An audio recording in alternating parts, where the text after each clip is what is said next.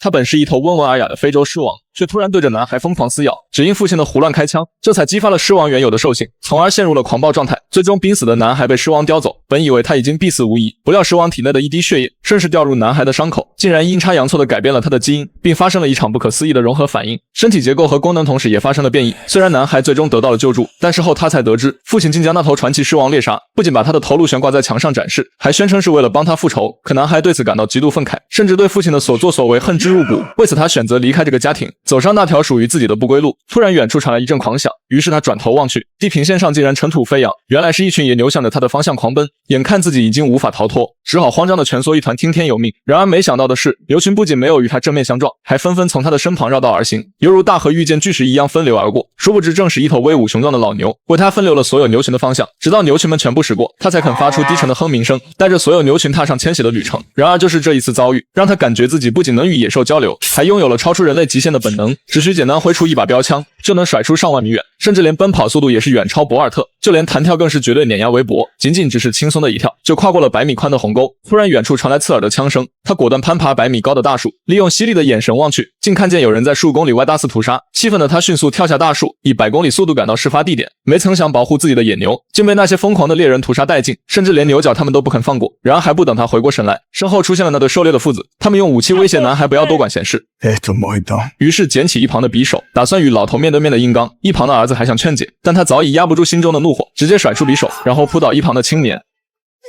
这一刻的他犹如被野性驱使一样的猛兽，对盗猎者更是没有丝毫的怜悯。也是从这一刻起，他树立了自己的道德信念和正义准则，并专为无辜的动物讨回公道，且决定与父亲为首的狩猎组织抗争。很快一晃过去16年，如今的他早已不是曾经的少年，而是在赏金猎人界赫赫有名的传奇人物克莱文。除了打击那些盗猎者，他还猎杀那些罪恶滔天的恶人。然而令他不知道的是，曾经的父亲已成当地最大黑帮，为此他开始与残暴的父亲成了对立面，于是顶替一名罪犯混入监狱。然而他的到来竟引起了牢犯人们的尖叫，尤其是他那光鲜亮丽的皮肤，更是令所有囚犯亢奋，期盼他能分到自己的牢房。殊不知此时的克莱文脑海里正在构建整个监狱的3维地图，记录下每一条通道和角落。随后他被分配进牢房，狱友则是个凶神恶煞的家伙。Последние пассажиры перенесся месяц. Ну ты понял. Удор за тобой. 狱友瞬间哈哈大笑，显然这违反了监狱里的规则。第二天他来到广场健身，2名囚犯就向他走了过来，并威胁他赶紧离开10吨，因为这是他们老大的私人领地。眼看此人不肯搭理，于是2人便用力压了上去。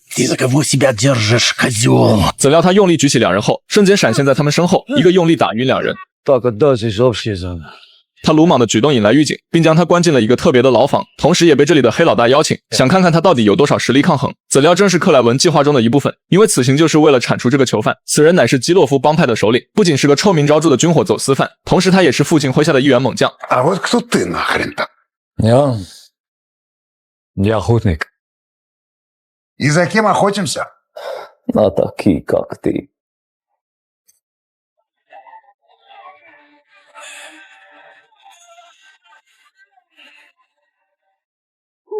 听到动静的狱警开门查看，却被他直接甩向楼下，然后像壁虎一样攀爬墙面，直到房子的最顶端，徒手撕开紧锁的铁丝网，并向着楼顶不断狂奔。紧接着一个华丽的跳跃稳住身形，他很快就被守卫们发现，所有人对着他不停疯狂射击，但还是被克莱文灵活躲避。随后凭借自身敏捷的身手，成功逃出了这所监狱。可很快狂风暴雪就向他袭来，克莱文在风雪中无法辨别方向。然而此时一头凶猛的饿狼却挡在他的面前，可他只用了一个眼神，饿狼就成了一只温顺的小狗。随后克莱文转身离开，成功登上了早已等候的飞机。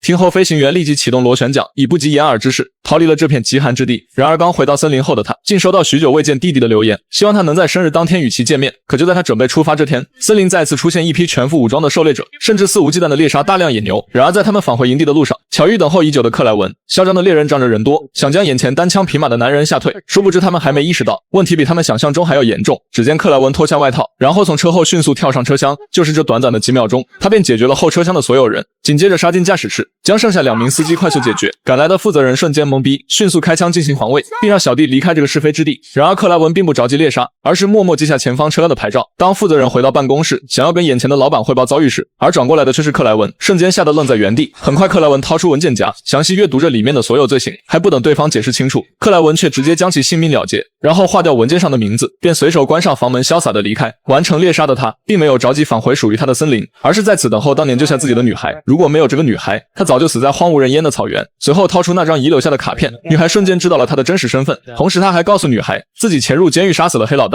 然而就是黑老大的死，引发了一系列不可避免的连锁反应，因为合伙人查理也得知了死讯。这人时刻都背着一个小包，而包里却藏着他的秘密武器，只需拔掉上面的导管，整个身体都会发生巨大的改变，皮肤更是如钢铁般刀枪不入。殊不知他也曾是父亲罗素的手下，如今也和罗素反目成仇，但为了夺取更多罗素的地盘，便派杀手袭击了正在吃饭的罗素。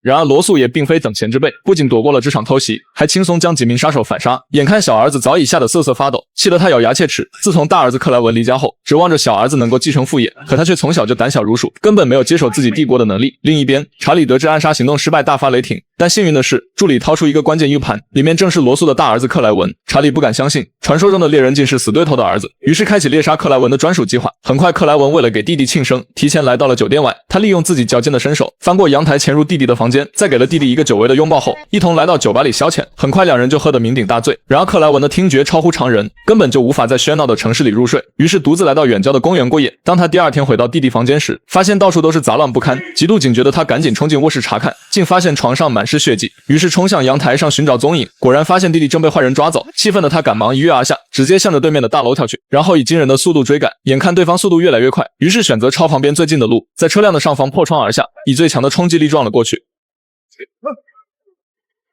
此时对方还想倒车逃跑，克莱文再次发力奋勇直追，然后直接跳上车的前挡风玻璃。为了能够逃跑，歹徒们加速向前行驶，导致克莱文无法保持平衡，最终还是被他们甩了出去。当他们乘上等候的直升机时，克莱文再次赶了过来，他抓起一旁的黑色麻布网，直接缠住即将上升的直升机，然后徒手将飞机拉住。可毕竟机器的拉力超出人类，但还是被他将其困在码头。眼看这样下去不是办法，对方立即向着他不断开枪扫射，但还是被克莱文成功躲避。随后他借助掩体遮挡，抓起旁边的铁棍直接甩飞出去，精准命中嚣张的机枪手，但还是没有阻止直升机上升。克莱文一跃跳上马网，就这样被直升机一直拖拽着，直到撞上前方的浮标才肯脱手。如此惊人的爆发力，把歹徒吓出一身冷汗。事后他找到曾经的女孩，希望她能帮自己找出幕后黑手，心想这些人只是为了财，一定会去寻找父亲。果然他刚回到家，父亲罗素就收到了小儿子的一根手指，并扬言要2000万的赎金。没想到罗素直接拒绝支付，因为他认为即使给了钱，小儿子也是难逃一死。面对父亲如此冷血，他看了看墙上的那个狮子头，决定孤身前往将弟弟救回。很快女孩就得到了线人的情报，并将地址告诉了克莱文。得知位置的克莱文火速赶往基地，然后悄悄潜入房子里面，轻松解决掉几个卡拉米后，直接冲向大胡子。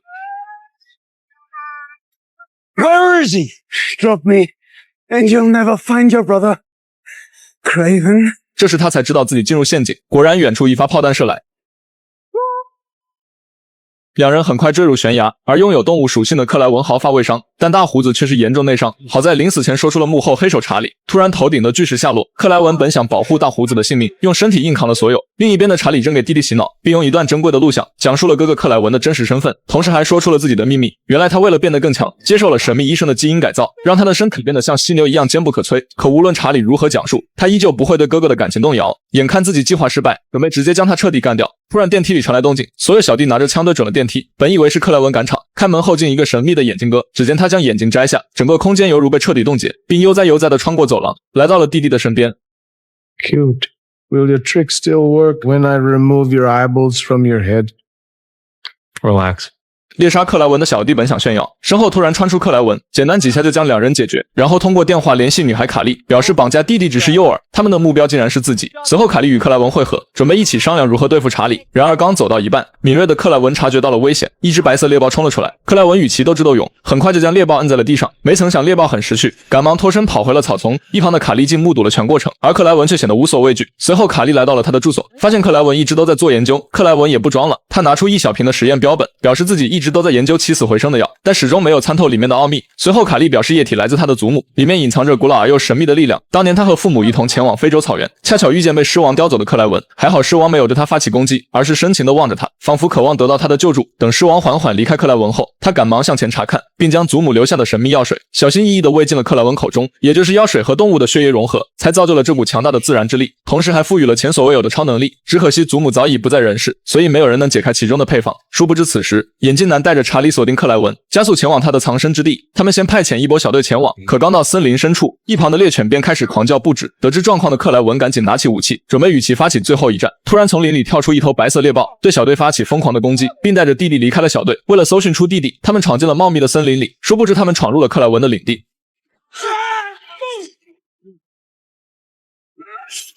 眼看形势不妙，查理找来了直升武装进行支援，瞬间大量的炮弹从天而降。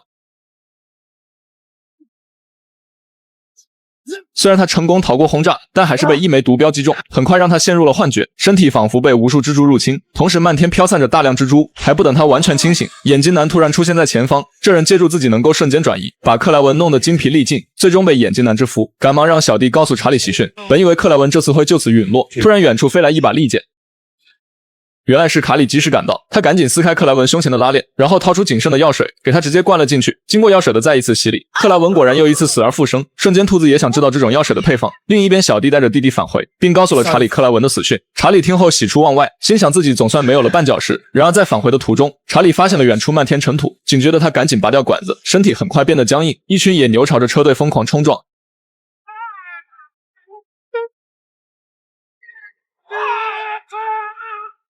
此时的查理完全变身，突然克莱文从牛群中飞出，并迅速躲过汽车障碍。变身后的查理赶忙爬上车顶，对着克莱文开始叫嚣。很快，两人的大战一触即发。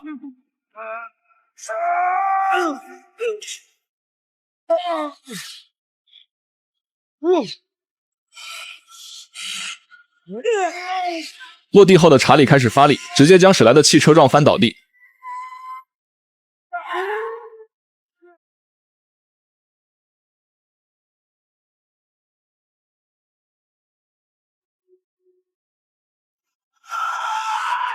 还不等克莱文喘气，查理举起汽车丢向他，而克莱文迅速转移到他的身旁，用匕首进行攻击，结果匕首被直接干断，还被他一拳甩出100米。紧接着他又使出犀牛般的冲撞，要不是克莱文躲闪及时，不然早就彻底凉凉。随后他一跃跳了出来，却被查理单手抓住脖子。眼看克莱文没了反击的机会，但他还是找到了破绽，于是拿棍子捅向他的输液管，瞬间里面滋滋冒油，疼痛的查理将他丢掉。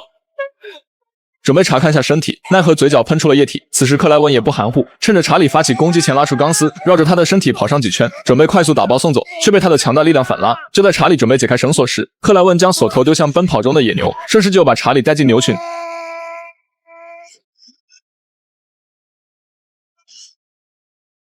紧接着，克莱文抽出一根长棍，缓缓走进查理身边，身后拉枪的声音引起他的注意。原来是弟弟拿枪准备了结，但被克莱文阻止，因为杀人不是弟弟所该做的。要笑逐退的查理也没挺住，最终死在了克莱文的脚下。事后他再次找到父亲，本想亲自解决掉他，但他还是没有下得了手，而是把这个任务交给了动物们。虽然他铲除了罪恶，可弟弟却依旧接手了父亲的帝国。